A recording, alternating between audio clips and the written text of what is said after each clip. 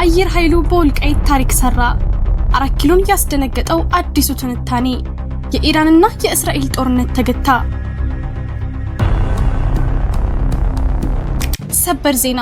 የኢትዮጵያ አየር ኃይል የጠላትን ምሽግ አደቀቀው። በወልቃይት በሸረሪና ምሽግ ላይ የኢትዮጵያ አየር ኃይል የለቀቀው የሞት እሳት የጠላትን ጦር ዶግ አመድ አድርጎታል። የቡድኑ ጀነራሎች በድንጋጤ ከመቀመጫቸው ተነስተው መቀሌን ለቀው ለመውጣት እየተሽቀዳደሙ ነው። ይህ አደገኛ ሴራ በሰከንዶች ውስጥ እንዴት እንደከሸፈ፣ የጠላት ጦር በየትኛው አቅጣጫ እንደተበተነ ዝርዝሩን በቀዳሚነት እናስደምጣችኋለን።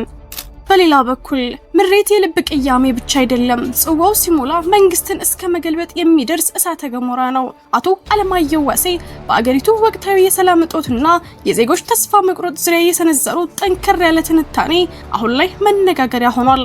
ምሬቱን መሸከም ያለብን ልሂቃንን ያሉት አቶ አለማየሁ ይህ ስሜት ወደ ትክክለኛው ለውጥ ካልተቀየረ ሊከተል ስለሚችለው አደጋ አስጠንቅቀዋል። ሙሉ መረጃውን ይዘን ቀርበናል። ከውጭ ዜና። የመካከለኛው ምስራቅ ሰማይ ለጊዜው ተረጋጋ፣ ነገር ግን ውጥረቱ ገና አልበረደም። እስራኤልና ኢራን በዓለም ላይ ከፍተኛ ስጋት የፈጠረውን ቀጥተኛ ጥቃት ለጊዜው ማቆማቸውን አስታውቀዋል። ይሁን እንጂ ሁለቱም ወገኖች ተኩስ አቁሙ ከተጣሰ እጃችን አናጥፍም የሚል ከባድ ማስጠንቀቂያ ሰንዝረዋል። በዓለም ላይ ትልቅ መነጋገሪያ የሆነው ይህ የሁለቱ ሀገራት ፍጥጫ ወዴት እያመራ ነው? ዝርዝሩን ይዘነዋል። አብራችሁን ቆዩ። ሰላም ውድ ቤተሰቦች እንደምን አላችሁ? ይህ ዜና ላፍታ ነው። ቪዲዮውን ላይክ በማድረግ ይጀምሩ እያልን ወደ ዝርዝር ዜናዎች አለፍን።